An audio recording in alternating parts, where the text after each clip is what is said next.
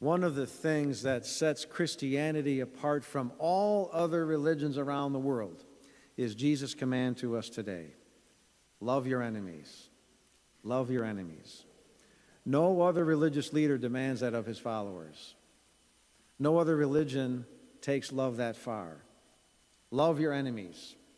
That extends even to Packer and Bear fans, right? They have to love each other. They have to love each other. Love your enemies. And then Jesus gives us examples of that kind of love. He says, first of all, do good to those who hate you. Secondly, bless those who curse you. And third, pray for those who mistreat you. You know, Jesus is trying to give us a way of opposing evil without becoming evil ourselves in the process. Because Jesus knows that when we allow ourselves to hate, well, ultimately, we just become what we hate.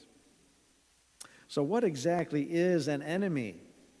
Webster's defines it this way. An enemy is one that is antagonistic or hostile, seeking to injure or overthrow, something harmful or deadly, one who hates or dislikes, or is hated or disliked. Well, that's a pretty complete definition, isn't it? A pretty complete definition. And it shows us clearly how making enemies so often ends in violence, whether it's with an individual, a group, or a nation. Because the people that we designate as our enemies, that we give that label to, well, we automatically demonize those folks.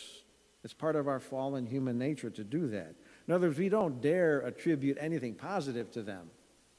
We don't dare allow ourselves to see any goodness in them, because then we might lose our resolve to dislike them or to hate them, right? So Jesus says, love your enemies. Love your enemies. Now, what exactly does Jesus mean by that? Does he mean that when I see an enemy or when I think of my enemies, that I should get that same warm, affectionate, fluttering feeling in my heart that I get when I look at my nearest and dearest, at my loved ones? No, not at all. That's not what Jesus is saying at all. As you may know, the Greeks have a lot of different words for a lot of different kinds of love. You know, one of them is the word eros. It's where we get the word erotic from. But it refers to a passionate love, like between husband and wife. Another kind of love, the love of friendship, is captured by the Greek word philia. So again, that's kind of a warm friendship kind of affection. We get the word philanthropy from that. And then there's the highest level of love. It's the Greek word agape. And that's defined as a love that is gracious and that has a determined interest in the welfare of the other person. A determined interest in the welfare of the other person. That's the word that Jesus uses today in the Scriptures. It's that kind of love, that's Christian love, it's that kind of love that Jesus is urging us to pursue today. So what Jesus actually says is, agape your enemies. Agape your enemies. So it doesn't mean that we emotionally fall in love with them. That's not what he's referring to, like we would with a boyfriend or a girlfriend or husband or wife or a newborn baby. It doesn't mean that we should feel the same warm glow of affection in our hearts as we do for our friends. In fact, agape love, again, which is Christian love, agape love has nothing to do with emotions whatsoever. It's an act of the will. It's an act of the will. It means that no matter how I emotionally feel about someone, I am determined to desire only their ultimate good, to pray for their salvation, to pray for their salvation.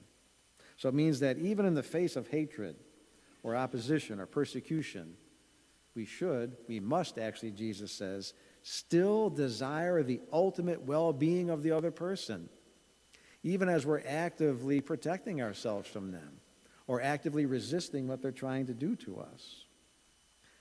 Now, that's a tall order, isn't it?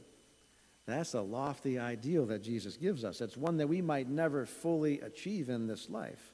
Nonetheless, Jesus continually calls us to it. He challenges us. In fact, he demands it of us. This is not a quaint request that Jesus makes today. He doesn't say to us, well, would you maybe consider possibly trying to be a little nicer to the people that aren't so nice to you? That's not what he says today, right? No. It's an imperative from Jesus. Love your enemies. It's to be the mark of a real Christian. Love your enemies. Agape your enemies. Now remember, Jesus is saying all of this to his first disciples, people who were far more persecuted by their opposition and by their enemies than we are today, or probably ever will be in our lifetime for that matter. Agape, Jesus says, love your enemies. Desire their ultimate well-being. Again, that's an act of the will. It means that emotionally, no matter how I feel about them, I'm not going to wish harm on them. I'm not going to desire that. I'm going to pray for their ultimate well-being. That's true Christian love. That's the love that Jesus showed us on the cross. He gave his life so we could have life eternal. After all, that's our Father's singular desire, is that all souls make it to heaven, right? That all of his children, without exception, are united with him for all eternity. It's that same desire that allowed Jesus to willingly go to the cross for our ultimate well-being, right? For our salvation, even though it's our actions and sins that put him on that cross. Even though, in a sense, when he went to that cross, we were his enemies. Agape love. Agape love. So if we seek that same kind of Christian love, well, then how can we simultaneously be seeking to destroy someone? Right? Those two things don't go together, do they? If we simply respond to hatred with more hatred, or violence with more violence for the sake of vengeance or revenge, well, then we only increase the sum total of those things, don't we? And we do truly become what we hate.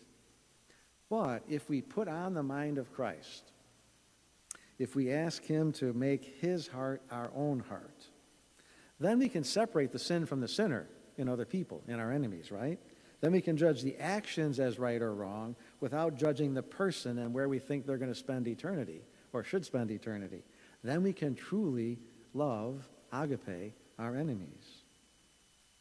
We're called by Jesus then to see our enemies, our oppressors, our persecutors, those who dislike us, those who hate us, those who mistreat us, to see them as equally loved by God. Because in fact they are. They are equally loved by him, equally worthy of love and mercy and forgiveness. After all, Jesus died for them too, right? Not just for me, not just for us. So Jesus is reminding us that hatred is never worthy of a child of God. Hatred is never worthy of a child of God. Love your enemies, Jesus says, wherever you find them. So when I look at my own life, I have to ask, well, where do I find my enemies? Where do I find my enemies? To whom have I given that title, that designation? May we always desire their ultimate well-being, and by our prayers and actions help them and not hinder them on their journey to heaven.